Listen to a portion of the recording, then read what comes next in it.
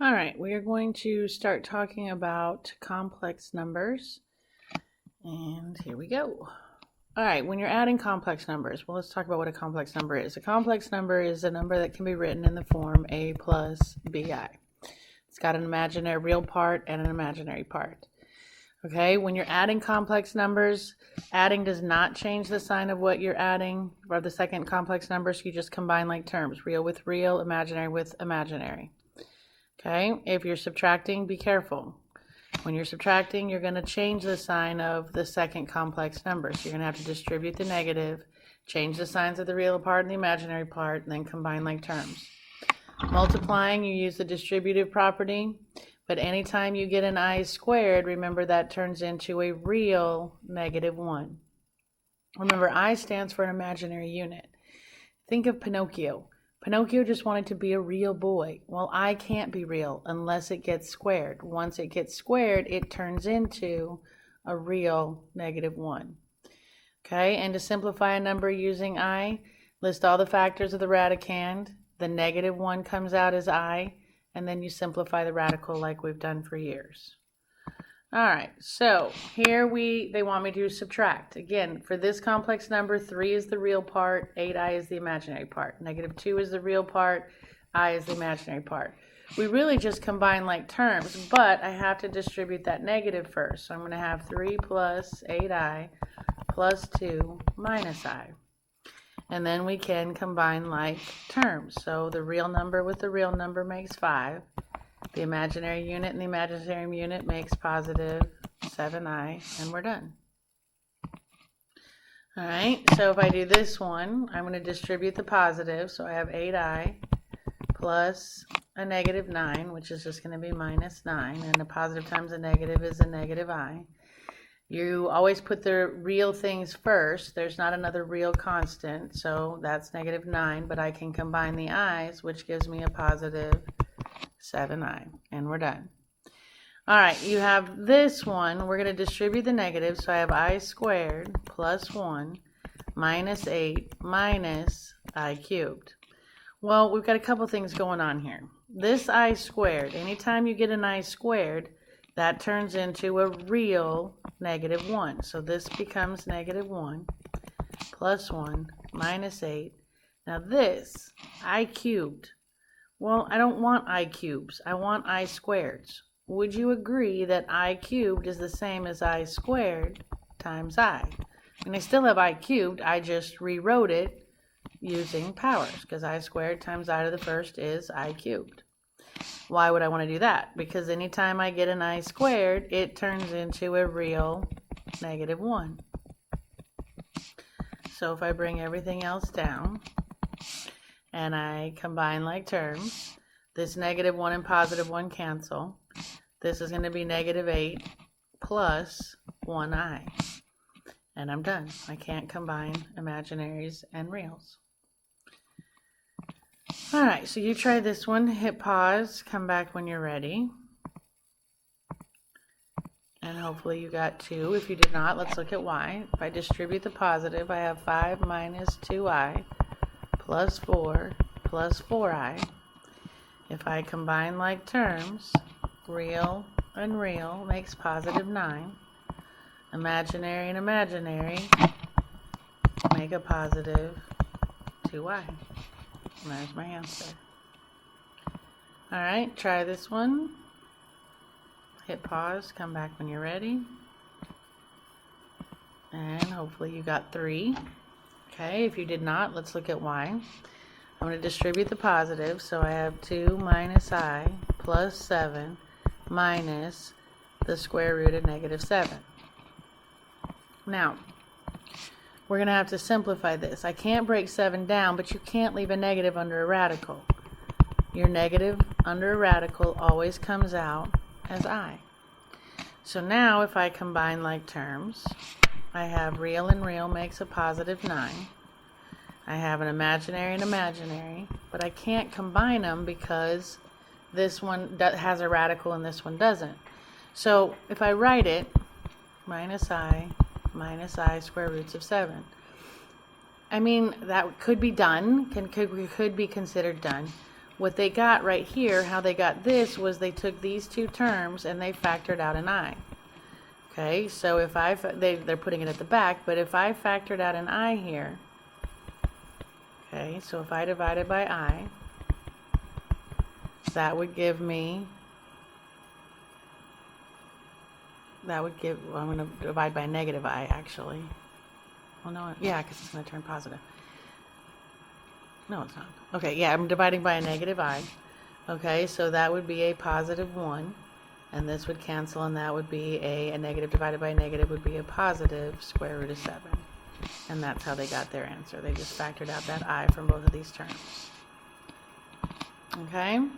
So how do you identify the real and imaginary parts of a complex number? Well, A is the real part, and BI is the imaginary part. How do you add and subtract complex numbers? You combine like terms. You combine real to real and imaginary to imaginary. But really what you're doing is you're just combining like terms. Alright, so now we're going to multiply. When you multiply, I acts just like an X as far as multiplication rules. So 2 times 9 is 18. 2 times negative 7i is negative 14i. Positive 3i times 9 is positive 27i. Positive 3i times negative 7i is negative 21i squared. Okay, we're going to combine like terms and change the I squared to a real negative 1. So I have 18 plus 13i minus 21 times negative 1, because I changed my I squared to a real negative 1. So then I would distribute, and I have 18 plus 13i plus 21. Now I can combine those two real numbers, and I get 39 plus 13i. Okay? Whenever you FOIL complex numbers, you're going to combine the two in the middle, and the I squared on the end is always going to turn into a real negative 1. Alright, if we do this one, this says take 8i times 8 minus 5i squared. Well, I got to do the exponent first, and to do this exponent without killing puppies, I make 2 copies and I FOIL. So I'm going to bring this down. I mean, you could multiply in any order you want to at this point. Alright, but yeah, I'll go in order. So I'm going to do these 2 first. So 8i times 8 would be 64i. 8i times negative 5i would be negative 40i squared. Let's clean that up before we move on. This I squared is going to turn into a real negative 1, which then is going to give me a positive 40 plus 64i, because you want to put your real number in front of your imaginary number. Alright, then don't forget we have to bring down this and multiply it. 8 minus 5i. Give me just a second.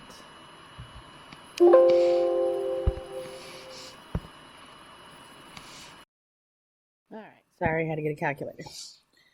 Alright, so now when we FOIL this, we have 40 times 8, which is 320. 40 times negative 5i would be negative 200i. Positive 64i times 8 would be positive 512i. 64i times negative 5i would be a negative 320i squared. So we're going to combine like terms in the middle and change I squared to a real negative 1. So we were going to have 320 plus 312i minus 320 times negative 1. Okay, that's going to give me, if I distribute, 320 plus 312i plus 320.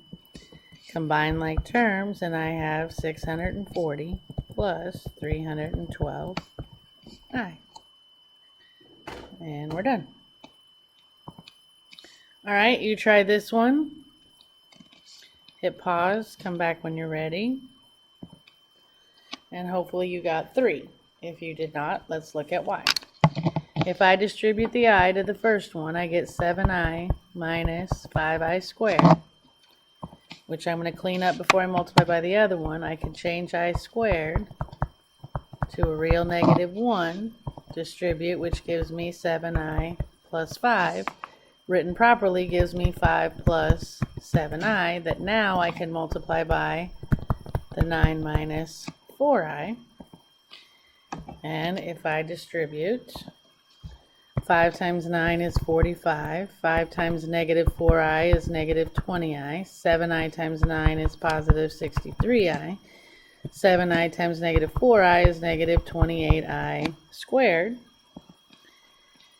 And we're going to combine like terms and replace I squared. So I have 45 plus 43I minus 28 times -1.